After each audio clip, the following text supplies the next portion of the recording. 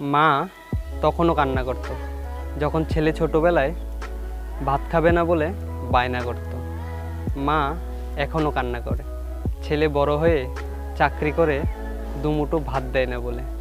মনের কষ্টে চোখের জল মুছে, তবু সন্তানকে একটা অভিশাপও দেয় না। ৭৫ বছরের বৃদ্ধা হিরণবালা সূত্রধরের বাড়ি কাঁঠালী আরজি ব্লকের অন্তর্গত দক্ষিণ মহেশপুর বলরাম খামারের বাড়ি। এক ছেলে রয়েছে, নাম নির্মল সূত্রধর। মাকে দেখাশোনার জন্য ছেলের যেন কোনো দায় দায়িত্বই নেই। 10 মাস 10 দিন যে ছেলেকে গর্ভে রেখে জন্ম দিয়েছেন, সুন্দর ভবিষ্যতের আশা আকাঙ্ক্ষা বুকে নিয়ে সেই ছেলে আজ মাকে খাবার দিচ্ছে না, মাথা গোজার জায়গা পর্যন্ত দিচ্ছে না।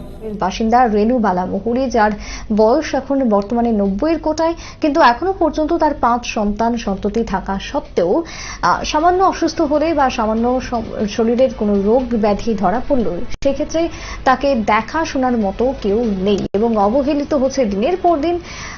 একটা কথা বলবো? হ্যাঁ বলেন। বলুন। কিছু মনে করবেন না তো? না না বলুন। ভগবানকে বলো আমাকে যেন তুলে দেয়, আমি চলে যাব।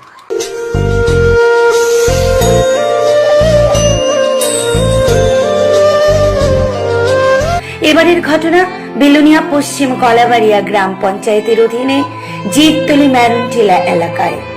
বৃদ্ধার জন্মদাত্রী মাকে নদীর চরের একটি গাছের মধ্যে দড়ি দিয়ে বেঁধে রাখার অভিযোগ উঠল নিজেরই ছেলে এবং ছেলের বউয়ের বিরুদ্ধে।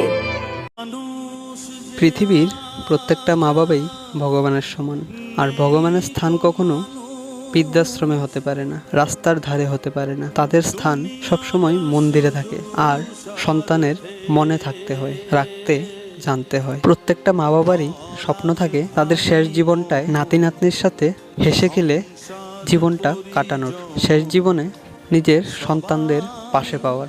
পৃথিবীর প্রত্যেকটা ছেলে মেয়ের কাছে আমার অনুরোধ, দয়া করে তাদের স্বপ্নটা ভাঙবেন না। ধন্যবাদ। রকম জিনিস আর আসবাব দামি দামি, সবচেয়ে কম দামি ছিলাম একমাত্র আমি।